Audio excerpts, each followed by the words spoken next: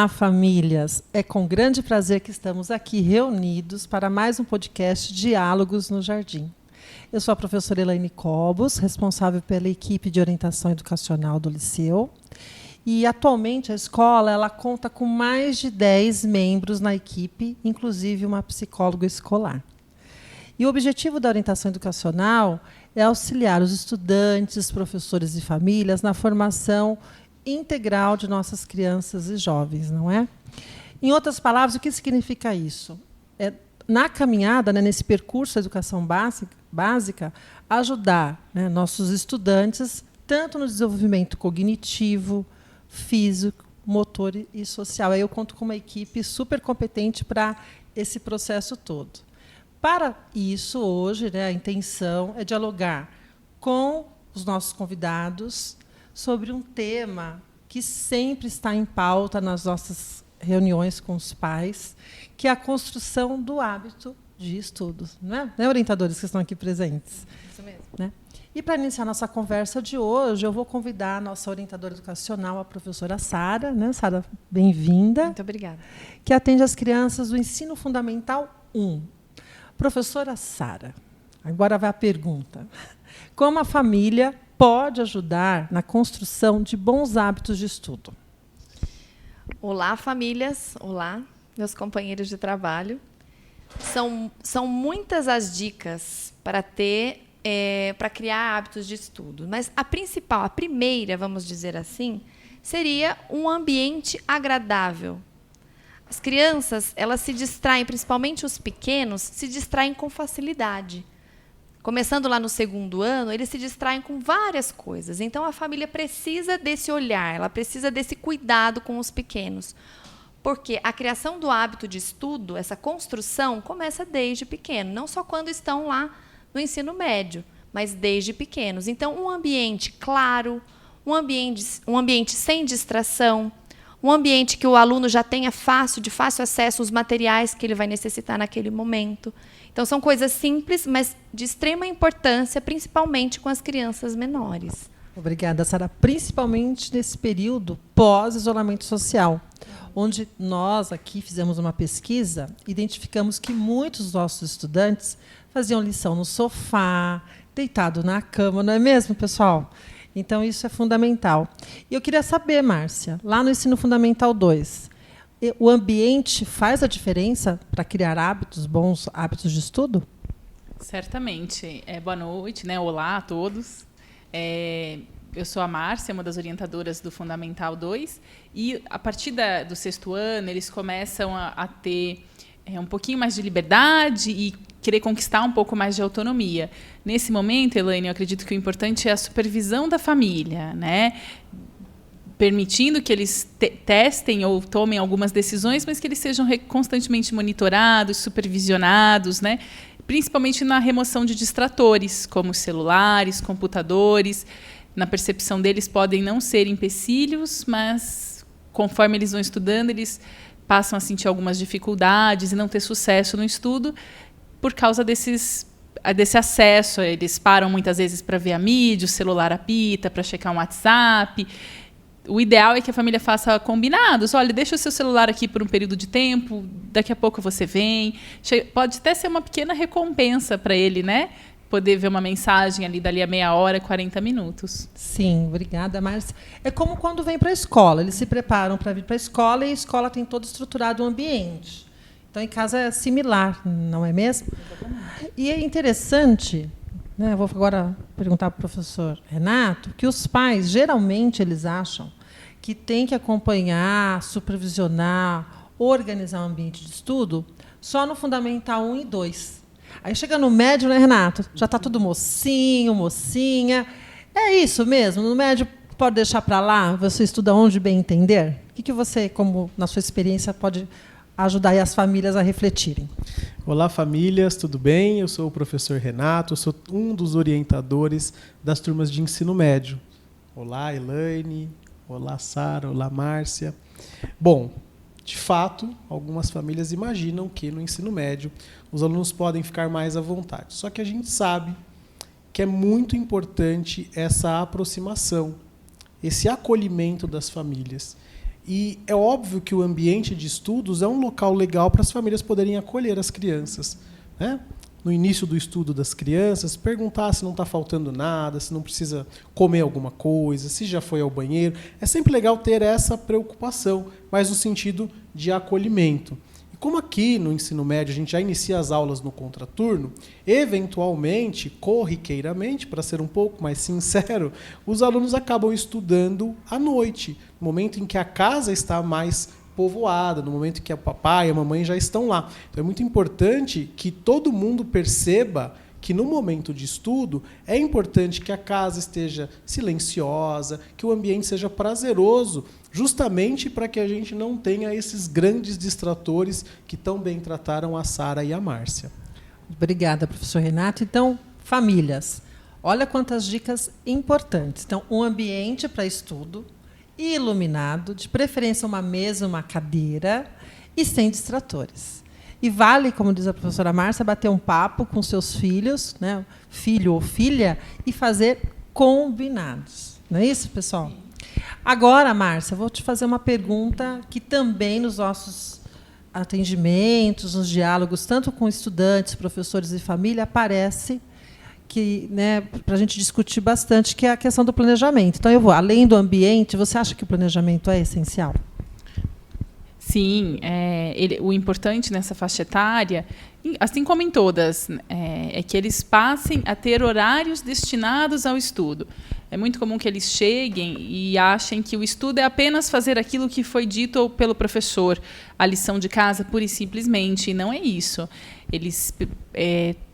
Nós indicamos que sejam feitos separados horários ao longo do dia, né, para que eles sentem, estudem, releiam materiais. Recentemente, a orientação fez um projeto lá no Fundamental 2, quando eles passam a ter uma maior demanda de lições e a exigência das provas aumenta um pouquinho, a duração. Então, nós fizemos esse trabalho primeiramente fazendo uma análise da duração, de quanto tempo eles se dedicam a algumas atividades e propondo depois que eles registrem, então, que horas que eles farão esse estudo, essa revisão, essa dedicação para a lição de casa e para foco em avaliações também, incluindo nesse registro, seja ele em papel ou em algum recurso digital por aplicativo, que eles destinem horário para lazer, para atividades extras como esporte, cultura.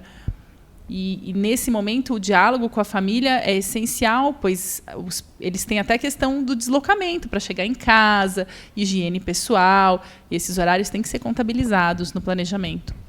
Muito obrigada. Eu participei com a Márcia, né, e o nosso outro orientador no Fundamental 2, e o que me chamou a atenção, Márcia, Renato e Sara, o estudante, por exemplo, não queria colocar almoço, e eu perguntei. Não, Elaine, eu almoço quando eu tenho vontade. Ou seja, para esse estudante, não está interiorizado o momento de parar para o almoço. Então, ele não conseguia colocar no planejamento que todo dia ele almoça em determinado horário. Então, olha só, nós, né, tanto educadores como famílias, que também são educadoras em casa, considera que eles já saberiam disso, né? A gente considera que já está intrínseco, mas não, famílias, não está. E aí tem aqui o Renato, que acompanha os adolescentes do ensino médio. Precisa, Renato, fazer planejamento com os maiores? Sem dúvidas. O planejamento ele é importante, acredito que em todas as idades. Eu acredito que para cada faixa etária o planejamento tem uma importância. Quando a gente fala lá no ensino médio, principalmente pensando que eles estão, de fato, se preparando para os grandes vestibulares, é muito importante que ele também conheça, né? Que ele tem que conhecer quem é ele enquanto estudante. Então, dentro da rotina, dentro do planejamento que ele vai criar, e obviamente que essa criação é sempre em parceria com a orientação educacional, com a supervisão das famílias, né? Então, aí nós, orientadores, também fazemos esse trabalho, né, muito lado a lado, né, meio que quase que individualizado com os nossos estudantes. Então, é importante que, dentro dessa autonomia, ele saiba destinar um tempo maior dentro desse planejamento para aquelas disciplinas e conteúdos que ele tem mais dificuldade. Porque, afinal de contas, é nesse momento que ele vai poder se apropriar melhor desses conceitos, desses conteúdos, para que, evidentemente, ele tenha sucesso aí ao final do processo aqui no ensino médio. Obrigada, professor Renato. Sara, vamos agora chegar lá nos pequenos, aquela fase, saiu da educação infantil, fundamental 1, do segundo ano, né, aqui na escola, que eles vêm para o prédio aqui do segundo ano até o 5º. Acontece esse planejamento? Ele é importante? Acontece, e esse planejamento deve ser feito junto com a família.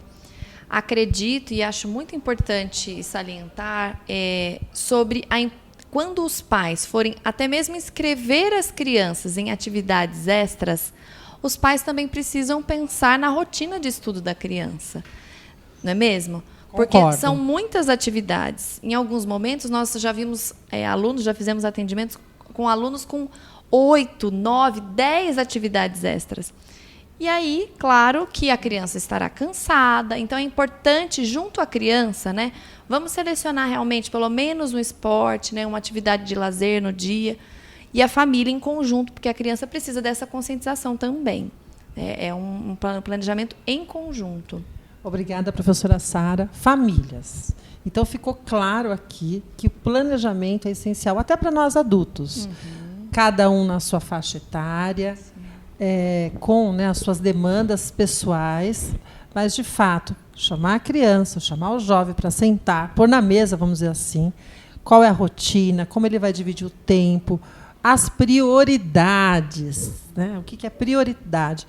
E o que é essencial, por exemplo, alimentação é essencial, né? É essencial parar para tomar banho. Tem isso também, né? Adolescente às vezes não quer tomar banho. Às vezes Pula o banho. Então, esse bate-papo, vamos dizer assim, essa reflexão, sempre vai contribuir com essa formação para a vida adulta, onde ele vai ter que ter autonomia plena, sem supervisão, né, da escola ou da família. Então, muito obrigada com essas ideias e contribuições. E eu queria também fazer uma pergunta. Posso, professor Renato? Tem mais um tempo? Sem dúvidas. Falamos, então, de ambiente, falamos de planejamento. E o que mais, professor Renato? O que mais? Bom, uma vez o ambiente adequado, tudo planejado, chega a hora de efetivamente estudar.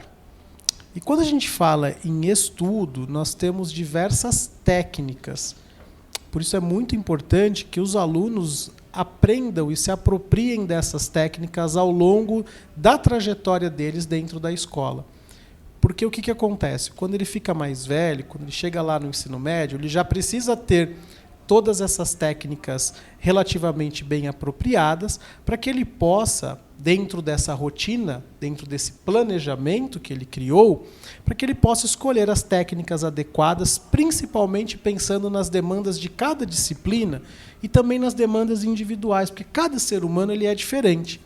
Então, cada ser humano aprende melhor de uma forma diferente. Quanto mais técnicas de estudos eu conheço, melhor eu faço uso dessas técnicas. Então, por exemplo, de repente uma disciplina de humanidades talvez seja mais adequado para o meu ritmo de estudos, de repente fazer um mapa conceitual, de repente fazer um mapa mental, de repente para uma disciplina de exatas vale mais a pena eu reproduzir uma lista de exercícios, ou de repente se eu tenho um pouco de dificuldade, por exemplo, em matemática, em física, e o meu professor resolveu um exercício em sala de aula, uma coisa que é muito importante, Elaine, e que às vezes os adolescentes deixam de fazer, é aproveitar esse exercício que foi resolvido pelo professor, porque tem todos os passos bem estabelecidos, e o aluno tenta fazer esse exercício sem olhar para a resolução do professor. Ele vai caminhando até onde ele consegue.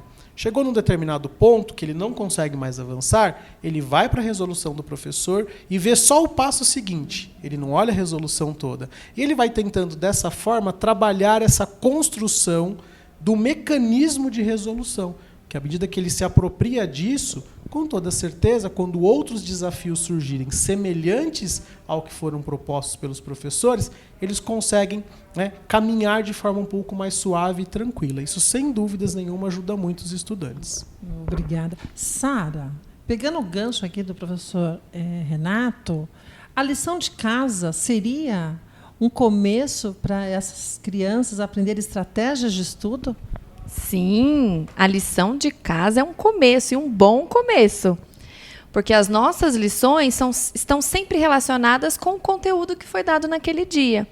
Então, se a criança consegue se organizar e fazer de forma adequada a lição, com atenção, e já olhando, né, consultando o material, porque o material sempre vai na mochila junto, a criança também já está estudando.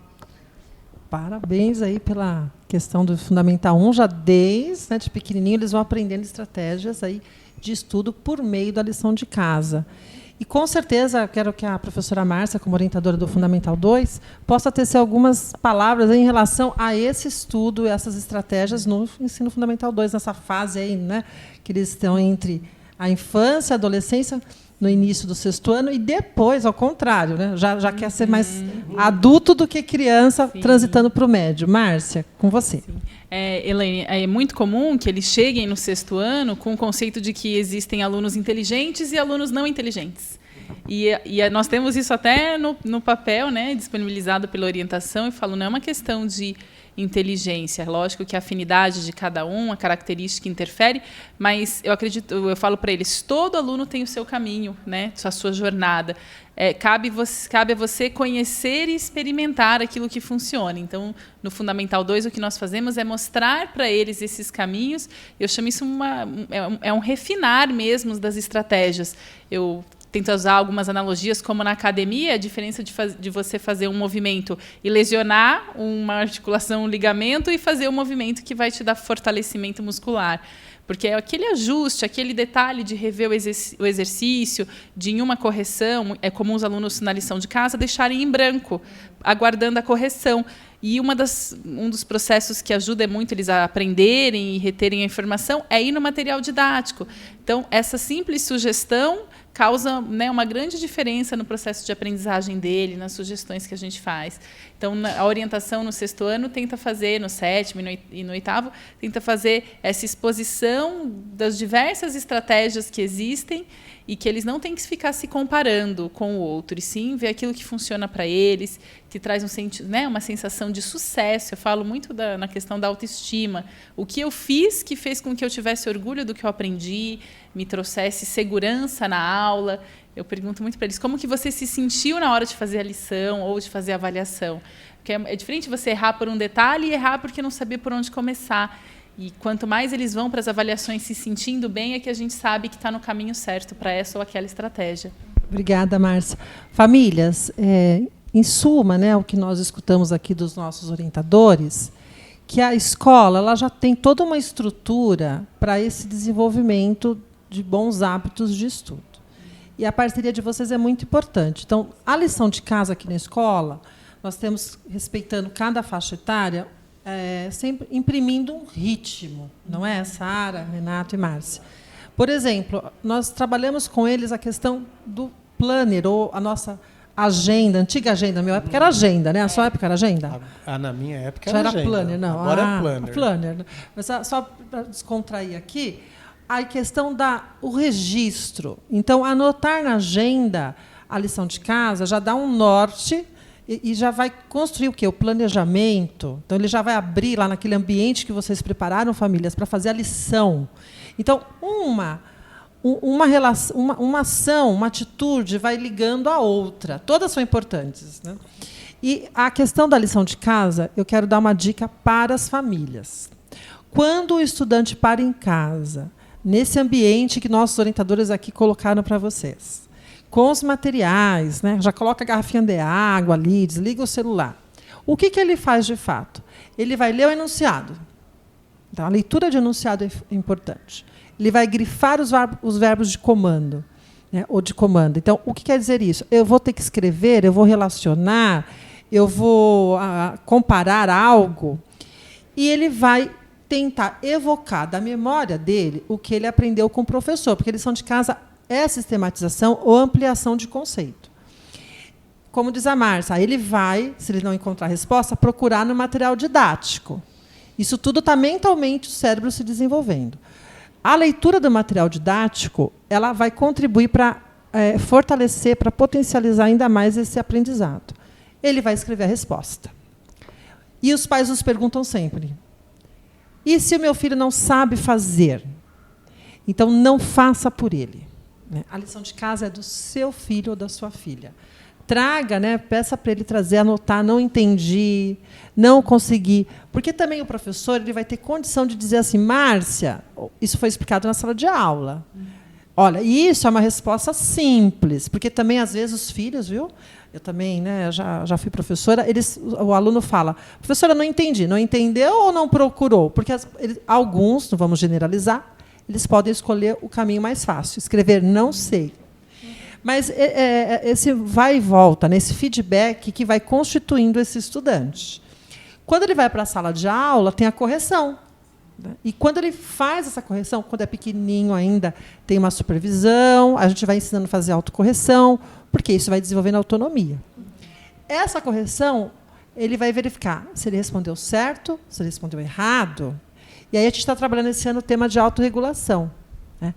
Por que eu respondi certo? Aí vem o que o Renato falou. Eu consegui entender o passo a passo, porque pais e mães, vocês confirmem isso para mim, às vezes eles teimam em buscar outros caminhos de resolução e não vai chegar na resposta. Então, todo esse processo mental envolve o que a gente chama metacognição, inclusive, que é o planejamento, é o fazer, tomar decisões, é avaliar, é se autoavaliar e replanejar. Então, todo é um contexto, né, para que a gente possa, de fato, desenvolver bons hábitos de estudo. E começa de pequenininho e a gente vai ampliando. Famílias, se fizer, dá certo, não é mesmo? Sem a menor sombra de dúvidas. Certo. Agora, né, a gente poderia ficar aqui nesse podcast muitas horas, mas eu vou perguntar alguma coisa para o Renato. Está faltando algo aqui. Para que tudo isso dê certo, está faltando um tema. Sem dúvidas, Elaine, Sara e Márcia e famílias. Para que tudo isso dê certo, local maravilhoso para estudar. Planejamento na ponta do lápis. Técnicas de estudos todas aprendidas. O aluno vai efetivamente e estuda. Coloca em prática tudo aquilo que ele está aprendendo. Mas nós temos um momento muito importante e que aí a gente faz um apelo para as famílias, porque esse é um momento que nós não temos nenhum tipo de ingerência, muito pelo contrário, né? Que é o momento do sono. A gente imagina que o sono simplesmente faz a reparação do nosso cansaço corporal. Na verdade, o sono, ele, pensando aí na parte neurocientífica, na neurociência, o sono é um momento de consolidação das memórias. Então, ao longo do dia, nós recebemos muitas informações, nós buscamos informações que nós conhecemos, recebemos informações novas, tudo isso fica meio que alocado em uma área do cérebro. E é justamente quando a gente dorme que ocorrem as consolidações dessas memórias. Ou seja, uma parte daquilo que foi aprendido de novo durante o dia, ela vai para uma área mais nobre do nosso cérebro. Esse momento ele se dá exclusivamente durante o sono. Mais precisamente, durante o período em que nós estamos sonhando, né? Às vezes a gente não lembra, sim, mas 1/3 do nosso tempo de sono a gente passa sonhando. E esse momento de sonho é justamente a consolidação das memórias. Essa consolidação tem que também ficar claro para as famílias, para os alunos, e a gente passa isso a todo momento para as nossas crianças. Essa é uma consolidação que ocorre de maneira muito lenta, muito gradativa, mas o mais importante, ela ocorre todos os dias.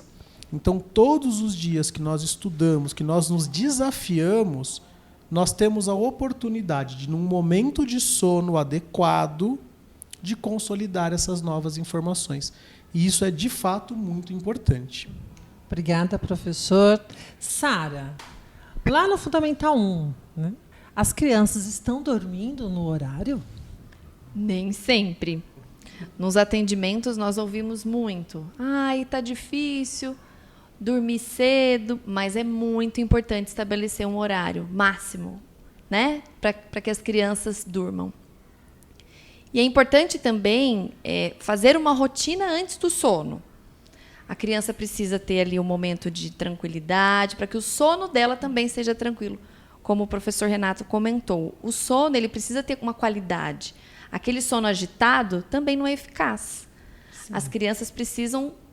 As famílias precisam estabelecer essa rotina de sono. E a família com a criança vão ali conseguindo juntos estabelecer esse momento. Uma leitura de uma história, né, um banho mais quentinho, gostoso, para poder tranquilizar. É uma delícia, né? É um momento... Hoje a gente tem que priorizar muito a qualidade, né, em família. Então, esse é um momento também para as famílias aproveitarem para ter esse momento gostoso. Obrigada. Um ritual, famílias. Criar um Exatamente, ritual, para o sono. E, de fato, se a família não criar essas oportunidades, muitas vezes, né, a criança não quer dormir. Então, dá um pouquinho de trabalho, mas funciona. Cria um ritual, contar uma história, uma musiquinha clássica. Isso, a pessoa, né, ela vai interiorizando essas possibilidades e vai dormir com mais tranquilidade. E aí eu vou perguntar para a professora Márcia, o celular ajuda o sono, Márcia? Não, certamente não. Principalmente o acesso às redes, né, sociais, eles têm essa estratégia do feed constante, aquilo que você já viu não se repete. Então, uma olhadinha rápida ali deles vira 40 minutos a mais que eles adiam o sono. E se eles postaram alguma coisa, a expectativa das curtidas, ou até a ansiedade de uma rejeição, uma mensagem não respondida. Então, acho que a gente orienta que o celular também fica desligado, ou então com despertador, que seja mais fora do alcance, para que ele não seja o último acesso do aluno, do jovem, antes de dormir, para que seja um momento que, como a Sara disse anteriormente, ele vá se acalmando sem ficar com essas distrações perto, que não vai agregar para a qualidade do sono dele, não. Famílias, cuidem dessa questão do celular. Muitas vezes, nossos filhos ficam no quarto, né, fecham a porta, estamos numa comunidade, de certa forma, privilegiada, então ali é o mundo dele, né, o quarto. E, paralelo, o mundo digital. Então, as crianças falam que vão dormir, ou os jovens, só que não. Eles estão ali interagindo, como diz a professora Márcia. Joguinho rápido. Jogo, interagem com os colegas. E vai virando um hábito ruim, todo dia acessar o celular. E pode atrapalhar esse sono, né? Então, nós já temos casos aqui de dormir 1 da manhã, 2, porque nós, adultos, às vezes não aguentamos de sono e apagamos. E aí a criança ou o jovem ele fica até muito tarde no celular. E é um perigo, porque não tem a supervisão, né, da família. Então, a gente dá essa dica que eles não vão gostar de nos ouvir, mas crianças e jovens é para o bem de vocês, para que o celular possa aí ser supervisionado e tomar um certo cuidado, né, na hora de dormir, de estar com o celular em mãos. Então, pessoal, aqui, equipe, professora Sara, muito obrigada, professor Renato, professora Márcia. A intenção famílias, agradeço aqui as famílias que estão nos ouvindo, no Diálogos no Jardim. E nossa intenção é poder contribuir um pouquinho com vocês aí em casa. Também estamos à disposição, caso queiram marcar um encontro com os orientadores educacionais, também estou à disposição, porque, em alguns casos, vocês podem estar reconhecendo-se aí em casa, ou alguma dúvida que nós aqui não conseguimos esclarecer, e a participação de vocês com a escola, a parceria é fundamental para que a gente possa formar pessoas do bem, pessoas felizes, que possam ter bons hábitos. Até mais, até o próximo podcast. Muito obrigado. Tchau, tchau. Tchau, Tchau, tchau. Muito obrigada.